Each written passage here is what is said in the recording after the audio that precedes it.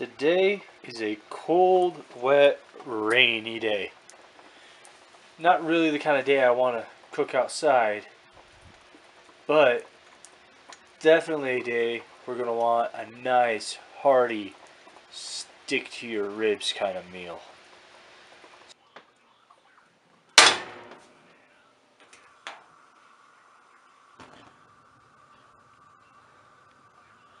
So we're going to start some water on the boil for our side dish.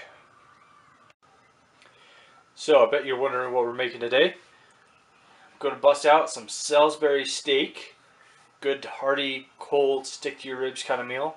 We're going to need a pound of ground beef, slice of bread, an egg, a bowl to assemble it, and our salt and pepper just to begin with. Also, if you're wearing jewelry, at least for this first step, it's a good idea to remove it for health and safety. I'm going to take our ground beef. We're just going to go ahead, open this packet up. I usually buy ground beef in multi-pound packs, and then I portion it into roughly pound chunks and seal it in foil and throw it in my freezer. You usually can get beef a little bit cheaper when you buy in a big multi-pound pack. So a lot of foil helps prevent freezer burn. Make sure we don't leave any foil in there.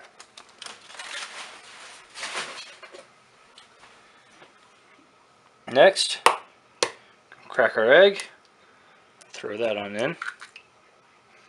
Try to avoid shells.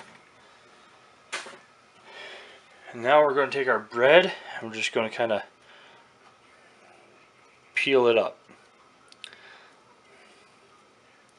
And the reason for this is going to help absorb a lot of the moisture, but it's also going to help keep this meat tied together, and it'll perform more like a meatloaf than a hamburger patty. So, Miracle Television will fast forward this bit if I figure out how to use fast forward.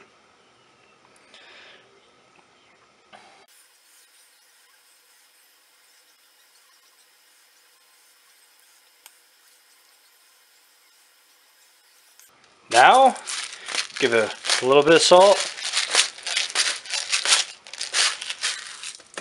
a little bit of pepper, and any other seasonings that you like at this point that you normally would like in a meatloaf.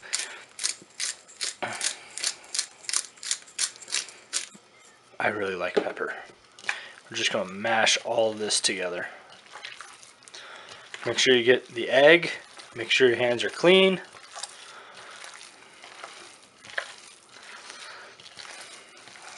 You're actually going to want to pound all this together, mush it together. And once everything's kind of incorporated, you think your egg is distributed evenly, stop. Let it go. And we're going to walk away and let it set for a few minutes to allow everything to mingle together. And I also forgot a little dehydrated chopped onion. Add as much as you like.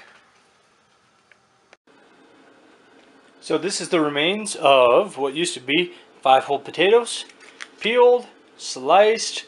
I like to slice them thin because they cook a little bit faster than if you just chop them into big chunks. And to our boiling water, we're just going to add our potatoes.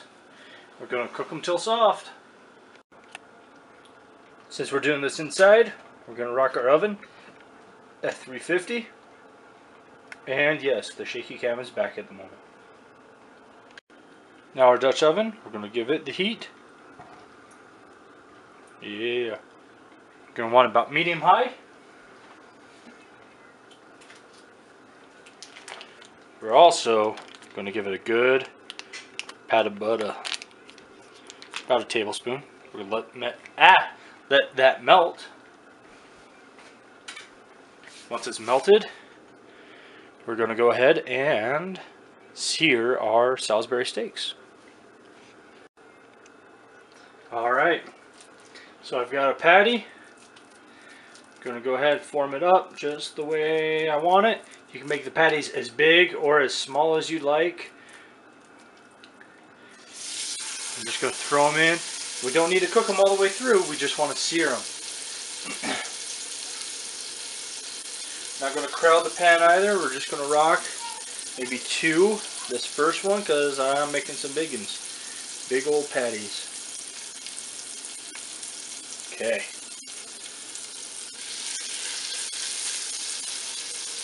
So again, brown them up on high heat. And again, we're just going to flip them, take them out, set them aside.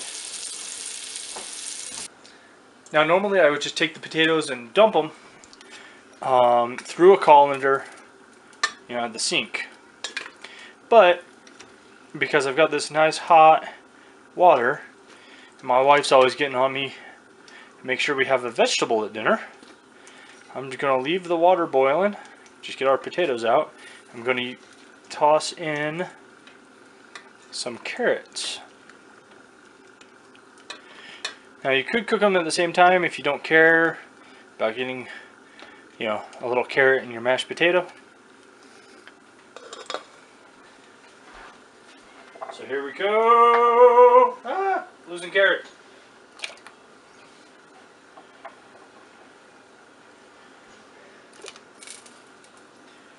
Meanwhile, over here, I've turned the heat all the way down to low. We've cooked everything. I'm going to add another tablespoon of butter. I'm going to melt that down.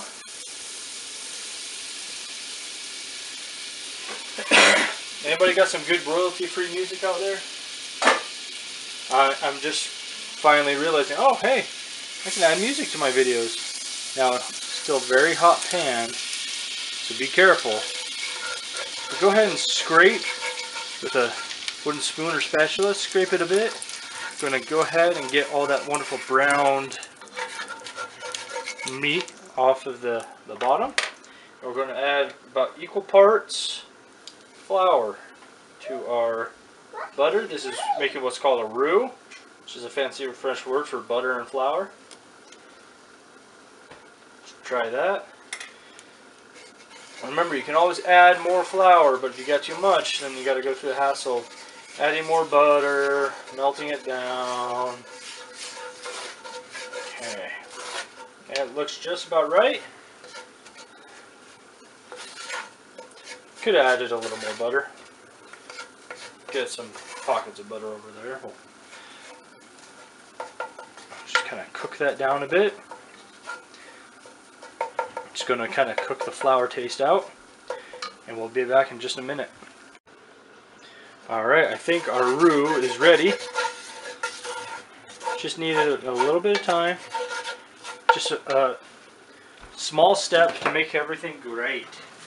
Now we're going to add a little bit of milk. It's okay if it seems bubbles a bit. I can't find a whisk! We'll just stir it in anyway.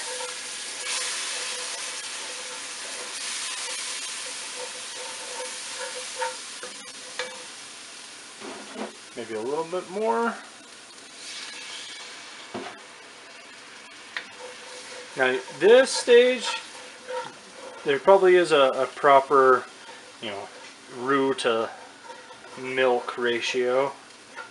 I don't know it. I was just kind of keep adding it and mixing and adding and mixing. So,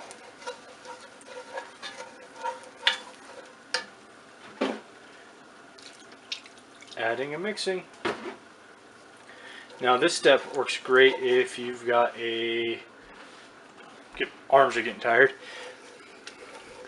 This step works really good with a whisk. It really helps you incorporate everything in. But if you're rocking like me, just a wooden spoon, that's okay too. So I'm going to keep adding and mixing until I get the consistency that I want. Also, I had to go get some more milk out of the other fridge. So I've got a little more than a teaspoon of beef bouillon. It's just a good little flavoring. I'll mix that in. Actually, I found a whisk. This will make this go through a little faster. It really helps break up a lot more of the clumps.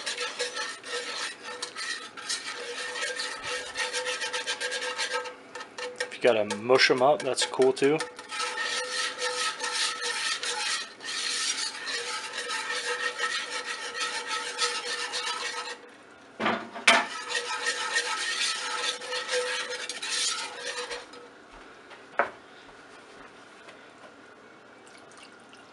It's okay if this uses a lot of milk. This gravy is going to go a long way.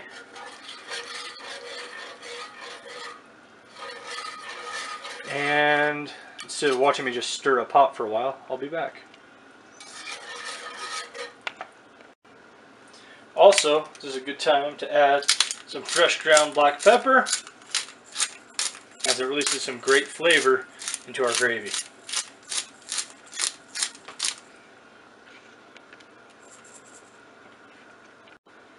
So our gravy is nice and gravy-like.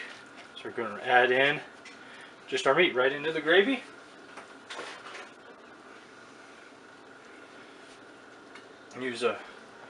Make sure we're kind of evenly distributed here. Yeah, there's a lot more gravy than meat, but that's a good thing. So I'm going to go ahead and spoon gravy on top of all of these, and we'll cap it off with our lid. So we're going to go ahead and cover it, turn off our heat, move on back, and carefully find my hot pads.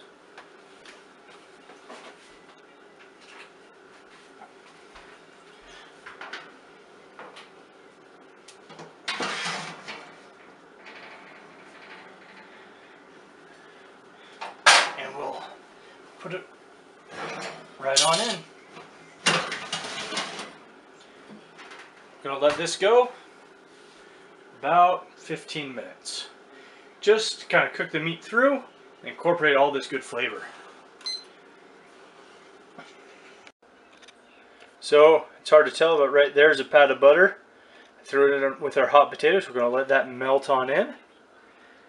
And then we're gonna whip these bad boys into shape.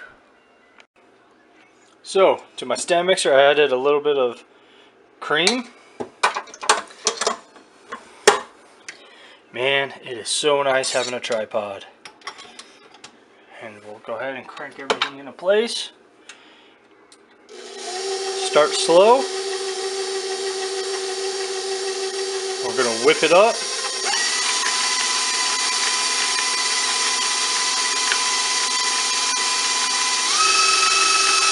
And whip it some more.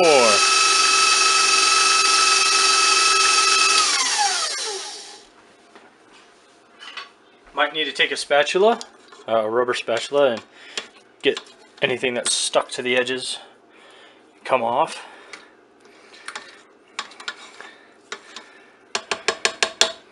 And we resume.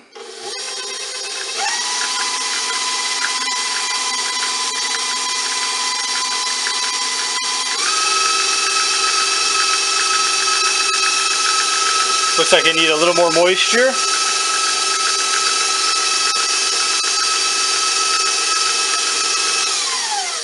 And I'm going to keep scraping, whipping, adding milk or cream as I think I need it, until these potatoes reach the kind of consistency that I like. You do it however you like. So I really like my mashed potatoes whipped and fluffy, just like that. Figures Now that I got it in the actual oven, the sun comes out and the rain stops. Alright, so dinner's ready.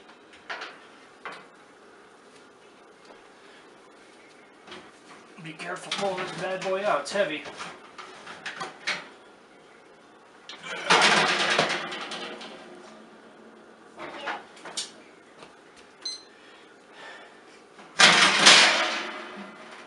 Do you want to come see what dinner is? Uh-huh. For our unveiling. Da da da da. Oh man. Bubbly. Smells amazing.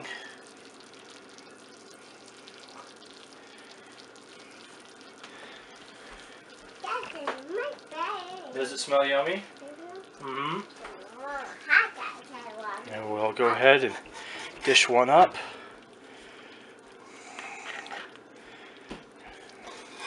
Maybe a little bit more gravy here on your potatoes, however you like it. Anyway, that is Salsberry steak in a Dutch oven. And you don't have to do it in your home oven unless you're a wuss like me.